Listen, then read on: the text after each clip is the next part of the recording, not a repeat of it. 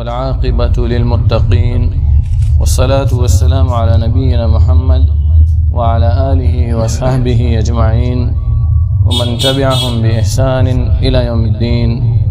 أما بعد، قال الله تعالى: وأنكحوا الأيام منكم والصالحين من عبادكم وإمائكم إن يكونوا فقراء يغنهم الله من فضله والله واسع عليم. عن أبي هريرة رضي الله عنه قال: قال رسول الله صلى الله عليه وسلم: ثلاثة حق على الله عونهم: المجاهد في سبيل الله، والمكاتب الذي يريد الأداء، والناكح الذي يريد الآفاف. رواہ الترمذی والحدیث حسن۔ ہمارا معاشرہ جن غیر مسلم رسوم سے متاثر ہوا ہے ان میں سب سے نمبر 1 پر آتا ہے شادی بیاہ کا تعلق۔ سب سے زیادہ جس چیز سے ہمارا معاشرہ غیر اسلامی چیزوں سے متاثر ہوا ہے وہ ہے شادی بیاہ۔ شادی سے متعلق عموماً ہمارے ذہنوں میں یہ تصور ہے کہ یہ کوئی بہت مشکل کام ہے، اور اس کے سوچنے کی ابتدا عموماً ذہنوں میں کب آتی ہے؟ والدین کے اندر جب بچے 25-30 سال کے قریب پہنچ جاتے ہیں، اور بعض والدین یہ سمجھتے ہیں کہ بچے شادی خود کریں گے، جبکہ اللہ رب العالمین نے اور شریعت نے یہ مقرر کیا ہے کہ بچوں کی شادی والدین کریں، اور جس قدر جلد ممکن ہو کر دیں۔ اللہ کے نبی صلی اللہ علیہ وسلم کی زندگی میں خود اس کی مثالیں موجود ہیں کہ آپ نے جب حضرت عائشہ صدیقہ رضی اللہ تعالی عنہ سے شادی کی تھی تو ان کی عمر اس وقت صرف 7 سال کی تھی، صرف 7 سال کی تھیں آپ رضی اللہ عنہ۔ اور ایسے ہی ایک صحابی عمرو بن العاص رضی اللہ تعالی عنہ ہیں، ان کے اور ان کے بیٹے کے بیچ صرف 12 سال کا فرق تھا، ان کے اور ان کے بیٹے کے بیچ صرف 12 سال کا فرق تھا، یعنی وہ اپنے بیٹے سے صرف 12 سال بڑے تھے رضی اللہ تعالی عنہ اجمعین۔ وہ بھی صحابی ہیں، ان کے بیٹے عبداللہ بھی صحابی ہیں۔ اور ہم یہ سمجھتے ہیں، ہمارے ذہنوں میں یہ تصور موجود ہے کہ شادی کے لیے کوئی بھاری بھرکم دعوت، یہ وہ فلان ڈھکان۔ نبی کریم صلی اللہ علیہ وسلم کے پاس علی بن ابی طالب رضی اللہ تعالی عنہ اپنی شادی کا پیغام لے کر آتے ہیں، خود اپنی شادی کا پیغام اپنے چچا زاد بھائی محمد صلی اللہ علیہ وسلم کے پاس آتے ہیں، فاطمہ سے ساتھ میں ہوتے ہیں ابو بکر صدیق، عمر فاروق اور عثمان غنی ذو النورین،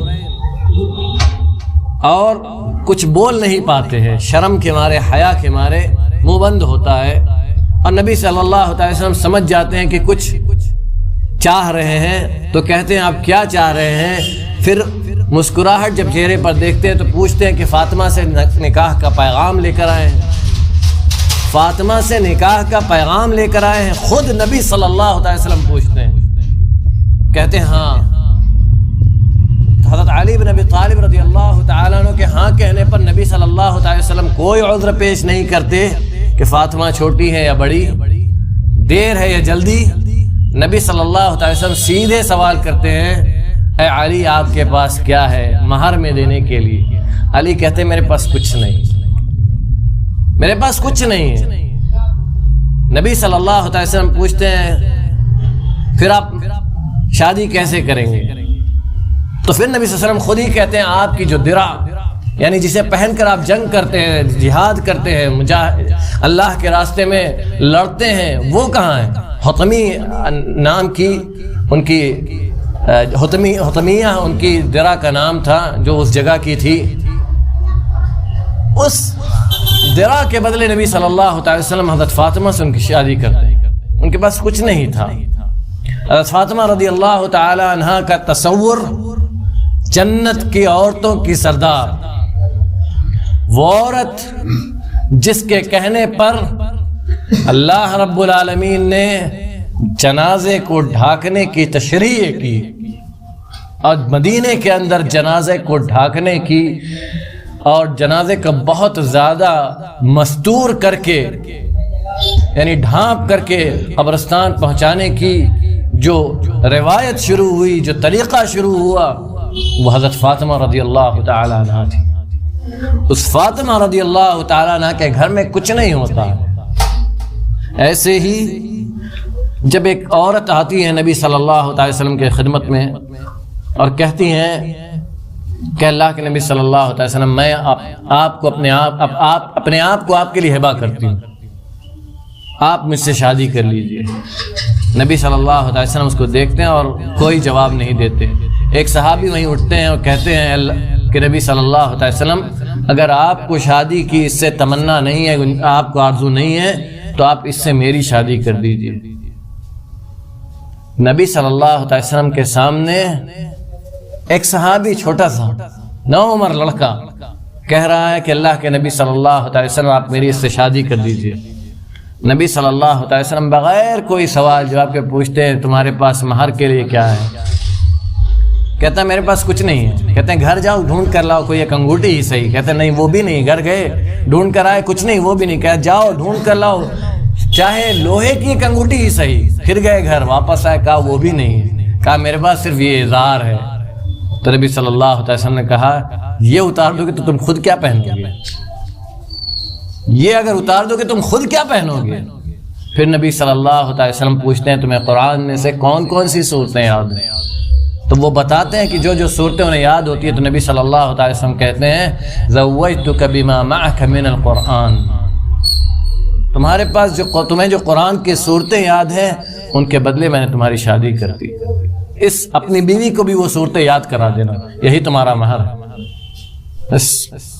سعید بن مسیب رحمۃ اللہ علیہ بہت بڑے تابعی، محدث کبیر، ان کے دربار میں ان کے شاگرد، یعنی ان کے درس میں ان کے شاگرد ایک بڑے ذہین و فطین ان کے شاگرد کچھ دن غائب ہو گئے، پھر واپس آئے تو سعید بن مسیب رضی اللہ رحمہ اللہ نے پوچھا کہاں تھے آپ؟ کہا میری بیوی کا انتقال ہو گیا تھا، اسی کی تدفین میں لگا ہوا تھا، اسی کو دفن کرنے میں۔ تو کہتے ہیں کہ اب دفن کر لیا، اب شادی کی دوبارہ یا نہیں کی؟ تو سعید بن مسیب سے ان کے شاگرد کہتے ہیں میرے پاس صرف 3 درہم ہے، مجھ سے کون شادی کرے گا؟ اپنی بیٹی کون دے گا؟ میرے پاس صرف 3 درہم ہے۔ سعید بن مسیب رحمہ اللہ جواب دیتے ہیں کتنا خراب زمانہ آ گیا ہے کہ 3 درہم ایک مسلمان کی عزت کو چھپانے کے لیے کافی نہیں ہے۔ اور وہ رسول اللہ صلی اللہ علیہ وسلم کا زمانہ تھا کہ کچھ نہیں تھا صحابی جلیل کے پاس، اور ان کی شادی کے لیے ان کے پاس جو قرآن تھا وہ کافی تھا۔ وہ سعید بن مسیب رحمہ اللہ کہ ان کی بیٹی سے شادی کرنے کے لیے گورنر، یعنی اس مدینے کے گورنر کے اپنے بیٹے سے شادی کا پیغام بھیجا تھا، انہوں نے رد کر دیا تھا۔ اسی مجلس میں کہتے ہیں، جس مجلس میں اپنے شاگرد سے پوچھتے ہیں کہ تم نے دوسری شادی کیوں نہیں کی؟ تو کہتے ہیں کہ میرے پاس صرف 3 درہم ہے، میں کیسے شادی کروں؟ تو کہتے ہیں تو میں تمہیں اپنی بیٹی دیتا ہوں، اور میں اپنی بیٹی فلانہ کی شادی فلاں تم سے کرتا ہوں صرف 2 درہم، صرف 2 درہم میں۔ اور وہ خوشی سے پاگل ہو کر اپنے گھر کو جاتے ہیں، کہتے ہیں میں اپنے گھر پہ پہنچتا ہوں، مغرب کا سورج ڈوبنے والا ہوتا، میں روزے سے ہوتا ہوں، افطاری میرے سامنے رکھی ہوتی ہے، اور دروازے پر کھٹکھٹانے کی آواز آتی ہے۔ میں پوچھتا ہوں کون؟ کہتے ہیں سعید۔ کہتے ہیں ان کے شاگرد کہ میرے ذہن میں پورے علاقے کے جتنے سعید تھے سب آ گئے، مگر سعید بن مسیب میرے ذہن میں نہیں تھے کہ وہ آئیں گے، کیونکہ ان کو ان کے گھر اور مسجد کے علاوہ لوگ کہیں نہیں دیکھتے تھے، وہ کہیں جاتے ہی نہیں تھے، صرف گھر اور مسجد بس۔ کہتے ہیں ان کے شاگرد کہ میں نے جب دروازہ کھولا تو سعید بن مسیب سامنے کھڑے تھے رحمہ اللہ۔ تو میں پوچھتا ہوں ان سے کہ آپ کو کیا ضرورت تھی یہاں آنے کی؟ آپ مجھے بلا لیتے، میں آ جاتا۔ تو کہتے ہیں سعید بن مسیب رحمہ اللہ کہ تم جیسے طلاب علم اس بات کے زیادہ مستحق ہے کہ ان کے پاس جایا جائے، اس بات کے زیادہ مستحق ہیں کہ ان کے پاس جایا جائے. اور پھر کہتے ہیں ان کے شاگرد کہ ان کے پیچھے سے مجھے کالا کپڑا نظر آیا. وہ پیچھے ہٹے اور اپنی بیٹی کو آگے کیا اور کہا یہی وہ بیٹی ہے جس سے میں نے تمہاری شادی کی ہے. مجھے ڈر لگا کہ کہیں رات ہو جائے اور تم کنواروں کی طرح رات گزارو اور اس رات کے بدلے اللہ رب العالمین میرا محاسبہ کر دے. اس رات کے بدلے رب العالمین میرا محاسبہ کر دے اور تمہاری بیوی سے دور رہنے کی وجہ سے تکلیف میں رہو اور رب العالمین مجھے عذاب میں ڈال دے. اس لیے یہ لو تمہاری امانت میں نے تمہارے حوالے کر دی. ان کے شاگرد کہتے ہیں کہ وہ پاک عورت کہ جب میں سعید بن مسیب رحمہ اللہ کے درس میں جانے لگا تو مجھ سے پوچھتی کہاں جا رہے ہو؟ تو کہتی ہیں کہ آپ کے والد کے درس میں جا رہا ہوں. تو کہتی ہیں میرے والد نے اپنا سارا علم مجھے دے دیا ہے. میں آپ کو چھوٹی عمر کی ضرور دکھ رہی ہوں لیکن میرے والد نے اپنا پورا علم مجھے دے دیا ہے. میرے پاس میرے سعید کا پورا علم میرے پاس ہے. کہتے ہیں ان کے شاگرد کے 1 مہینے کے بعد میں سعید بن مسیب کے درس میں گیا. سعید بن مسیب نے مجھ سے پوری بھیڑ کے اندر کوئی سوال نہیں کیا. جب بھیڑ چھٹ گئی تو مجھے اپنے پاس بلایا اور پوچھا کہ تمہارا نیا مہمان کیسا ہے اور حال چال لی. اس کے بعد مجھ سے کہتے ہیں کہ یہ لو 20,000 درہم، جاؤ تم اپنی اور اپنے بیوی کی حاجت پوری کرو. وہ سلف تھے جن کی نظر میں صرف اللہ رب العالمین کی رضا مقصود تھی، جو یہ چاہتے تھے کہ ان کی اولاد سے جو ذریت نکلے وہ بھی پاک اور نیک اولاد ہو. اور یہ اس وقت ہوگا جب گناہ کی راہ پر چلنے سے پہلے اس کو نیکی کی راہ پر لگا دیا جائے گا. آج ہم سوال ضرور کرتے ہیں کیوں ہماری اولاد میں کوئی ایسا نہیں نکلتا جو دنیا کی قیادت کر سکے. آپ نے اہل ہی نہیں بنایا، ہم نے اور آپ نے انہیں فیصلہ کرنے کا اختیار نہیں دیا. وہ اپنی زندگی کا فیصلہ نہیں کر سکتے، اپنے معاملات کا فیصلہ نہیں کر سکتے، کھانے پینے کا فیصلہ نہیں کر سکتے، سونے جاگنے کا فیصلہ نہیں کر سکتے. ہم نے انہیں یہ نہیں سکھایا کہ وہ خود مختار ہیں. ہم نے انہیں ابا ابا یا والد والد، اما اما کہنا سکھایا ہے. صرف اللہ رب العالمین نے ہمیں کیا سکھایا؟ بیٹوں سے کہا لا تقل لهما اف، اپنے والدین سے اف تک نہ کہو. اور والد سے کیا کہا؟ وَأَنْكِحُوا الْأَيَامَ مِنْكُمْ، جو تمہاری اولاد میں سے جو بالغ ہو جائیں اور ان کے پاس بیوی نہ ہو تو ان کو بیوی دلا دو، اور جن لڑکیوں کے پاس شوہر نہ ان کو شوہر دلا دو. یہ عمر کیا ہے؟ بلوغت کی. مسجد نبوی میں شیخ عبد الرزاق البدر حفظہ اللہ سے سوال پوچھا گیا کہ شادی کی عمر کیا ہے؟ تو جواب دیا ما دخلت فی العشرین الا وعندک اولاد. 20 سال کے پورے ہونے سے پہلے تمہارے پاس اولاد ہونی چاہیے. یہ شادی کی عمر ہے، یہ شادی کی عمر ہے. عبد المحسن العباد ان کے والد حفظہ اللہ سے سوال کیا گیا کہ کیا شادی یہ طالب علم کو علم حاصل کرنے سے روک دے گی؟ کہتے ہیں الٹا سوال تم کیوں کر رہے ہو؟ شادی روک نہیں دے گی بلکہ شادی نہ کرنا اس کو علم حاصل کرنے سے روک دے گا. شادی تو مدد کرتی ہے انسان کی، اس پرسکون زندگی گزارتا ہے ایک انسان. اللہ کے نبی صلی اللہ تعالی وسلم حضرت ابو بکر صدیق رضی اللہ تعالیٰ عنہ کو کیسی تعلیم دی تھی. کہتے ہیں اس آیت کو سننے کے بعد کہ اطیعوا اللہ فیما امرکم بہ من النکاح، اللہ رب العالمین نے جو تمہیں نکاح کرنے کا حکم دیا ہے وہ کر کے اللہ کی اطاعت کرو. اللہ رب العالمین نے جو تم سے بے نیازی دینے کا وعدہ کیا ہے وہ پورا کر دے گا. اور پھر کہتے ہیں آیت کریمہ پڑھتے ہیں وَأَنكِحُوا الْأَيَامَ مِنكُمْ وَالصَّالِحِينَ مِنْ عِبَادِكُمْ وَإِمَائِكُمْ إِنْ يَكُونُوا فُقَرَاءَ يُغْنِهِمُ اللَّهُ مِنْ فَضْلِهِ، اگر وہ فقیر ہوں گے اللہ رب العالمین انہیں اپنے فضل سے بے نیاز کر دے گا۔ إِنْ يَكُونُوا فُقَرَاءَ، فقیر ہوں گے، فقیر ان کے پاس کچھ نہیں رہے گا، یغنیہم اللہ من فضلہ، اللہ رب العالمین انہیں اپنے فضل سے بے نیاز کر دے گا۔ عمر بن الخطاب رضی اللہ تعالیٰ عنہ کہتے ہیں مجھے تعجب ہے اس آدمی پر جو شادی کے ذریعے بے نیازی طلب نہیں کرتا، جبکہ اللہ رب العالمین کہتا ان یکونوا فقراء یغنیہم اللہ من فضلہ، اللہ رب العالمین اپنے فضل سے بے نیاز کر دے گا۔ عبداللہ بن مسعود رضی اللہ تعالیٰ عنہ کہتے ہیں التمسوا الغنا فی النکاح، غنا یعنی بے نیازی کو، مالداری کو نکاح کے اندر ڈھونڈو، اور حدیث کے اندر ہے کہ اذا تزوج العبد فقد استکمل نصف الدین، انسان جب شادی کرتا ہے تو اس کا نصف دین پورا ہو جاتا ہے، تو جتنا جلدی اس کا آدھا دین پورا ہوگا اتنا ہی جلدی تو پورا ہوگا، جب آدھا ہی پورا نہیں ہوگا تو پورا کیسے ہوگا؟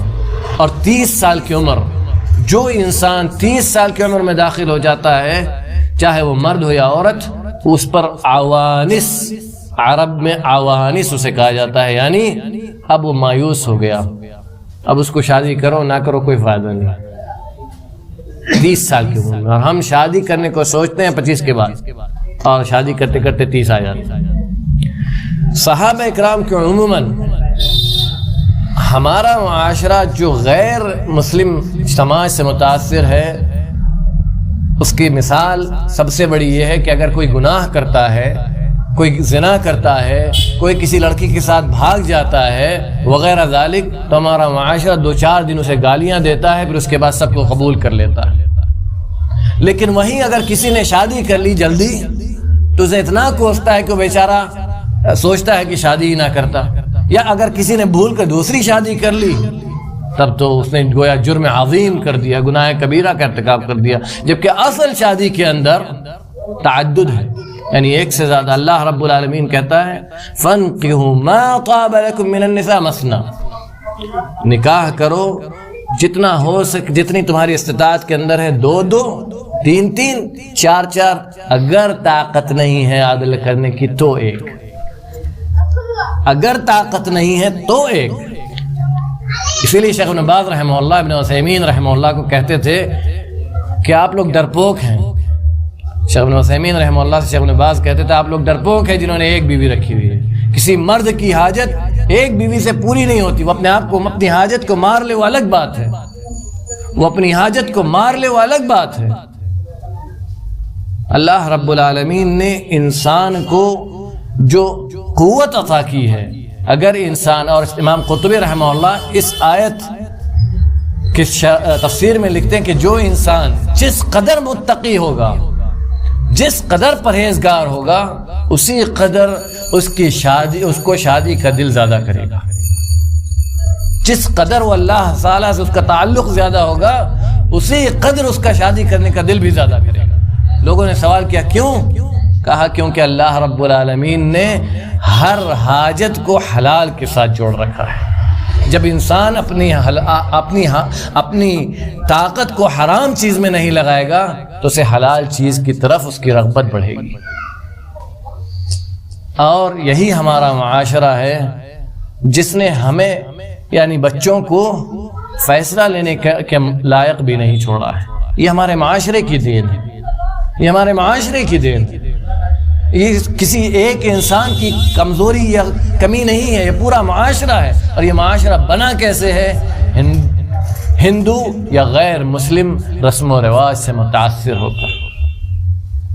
آج اگر کوئی بیٹا منہ کھول کے کہہ دے کہ مجھے شادی کرنی ہے، لوگ کہتے کتنا بدتمیز آدمی ہے، کتنا بدتمیز آدمی، اس کو شادی کرنا ہے۔ اور صحابہ اکرام نبی صلی اللہ علیہ وسلم کے دربار میں کہہ رہے ہیں کہ ہمیں شادی کرنی ہے۔ عبد الرحمن بن عوف رضی اللہ تعالیٰ شادی کرنے کے بعد آتے ہیں تو نبی صلی اللہ علیہ وسلم پوچھتے ہیں کہ یہ زردی کیا لگی ہوئی؟ کہا شادی کیا۔ کہا ولیمہ کرو، ولیمہ کرو، چاہے 1 ہی بکری ہو تمہارے پاس۔ جابر بن عبداللہ رضی اللہ تعالیٰ نے شادی کرتے ہیں، نبی صلی اللہ علیہ وسلم پوچھتے ہیں کیا کنواری لڑکی سے شادی کیا یا شادی شدہ سے، یعنی مطلقہ یا متوفی عنہا، یہ تو بیوہ ہم کہتے ہیں، تو کہتے نہیں شادی شدہ سے۔ کہا کیوں کنواری سے شادی کیوں نہیں کیا؟ اصل شادی تو کنواری سے کرنا ہے، اس سے کرتے تو وہ تمہارے ساتھ کھیلتی، تم اس کے ساتھ کھیلتے۔ یہ ہے تصور اسلام کا، اور وہ تصور جو ہمارے ذہنوں میں ہے وہ نہ جانے کس کا ہے۔ اللہ رب العالمین ہمیں کہنے سننے سے زیادہ عمل کرنے کی توفیق عطا فرمائے، جب تک اس دار فانی میں زندہ رکھے، اسلام پر عقیدہ توحید کے ساتھ زندہ رکھے، جب ہمارا خاتمہ تو خاتمہ بخیر ہو۔ صلی اللہ علیہ نبینا محمد وعلی آلہ وصحبہ وسلم۔ السلام علیکم ورحمۃ اللہ وبرکاتہ۔